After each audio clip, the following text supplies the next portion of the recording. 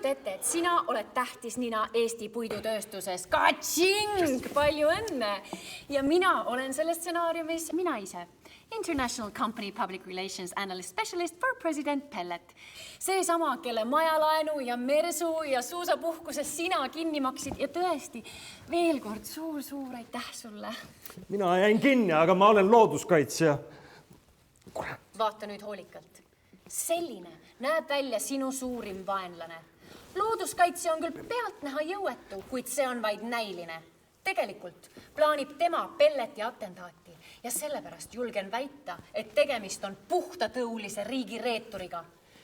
Vähem tundlikule silmale paistab see kaabakas liiga ohutu, kohmakas, isegi natukene nunnu, ära jumala eest muutu empaatiliseks, seda ta tahabki.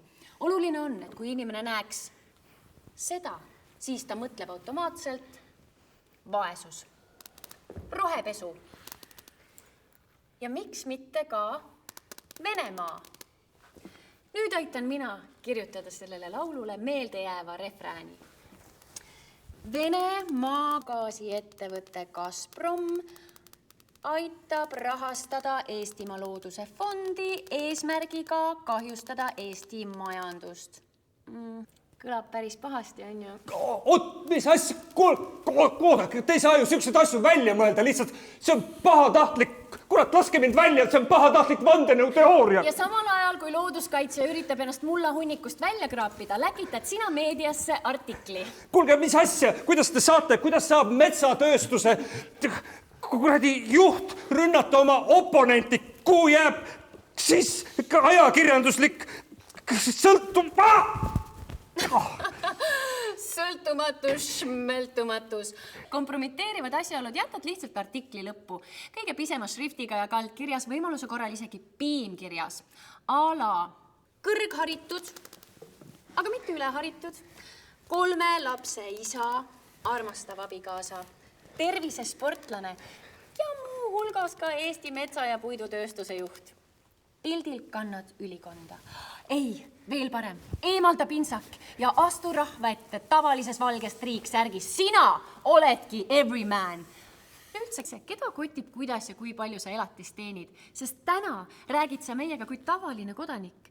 Sa ju armastad Eesti majandust, aga sa ju armastad ka Eesti loodust. Pea meeles, toon peab olema murelik, aga mitte nii murelik, et kaldud hüsteeriasse. Hüsteeria on tüüpilise puukalliste ja põhiline kommunikatsiooniviga. Aeg üheks isiklikumaks näiteks. Ma olen väiksest peale juba vestnud puulusikaid koos vanaisaga. Väga ilus. Ja nüüd, kus kammertoon on antud, on aeg esitada sugestiivseid küsimusi.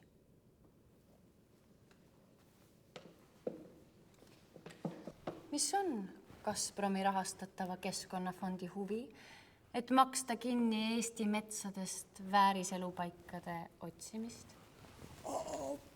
Või ornitoloogide toetamine? Mida tooks 4-kuuline linnurahu kaasa Eesti metsa- ja puidutööstusele? Või milliseid võimalusi looks mõne naaberriigi energiahiiule Eesti metsatööstuse allakäik? Ja tegelikult ei ole rohkem fakte vajagi, sest ülejäänud töö teeb ära lugeja fantaasia. Ja ma võin sind lohutada, mitte keegi ei loe neid artikleid lõpuni. Oma arvamuse kujundamiseks piisab ainult pealkirjast.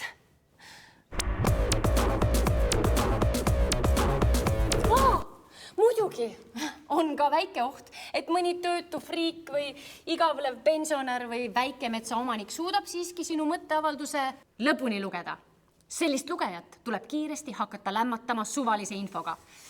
Mõju suurendamiseks lisafotosid Gazpromi torudest ja muust hirmuäratavast või numbreid ühest usaldusväärsest uuringust, mille me kunagi ise tellisime, või graafikuid, mis justkui ilmestaksid midagi.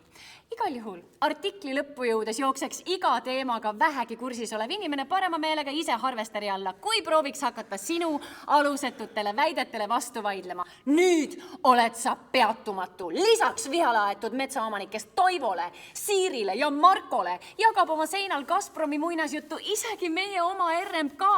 Vahepeal on samas meediamaja teises ahjus valmis küpsenud veel pikem, veel napakam artikkel, mille vundamendiks on just sinu omaloominguline pusserdis.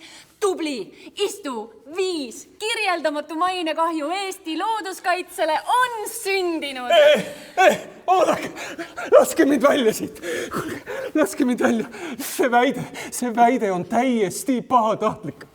Eesti Looduse Fond pole mitte kunagi saanud toetusi Gazpromilt ja üleüldse artiklis kõneks olev fond on Baltic Sea Conservation Baltic ja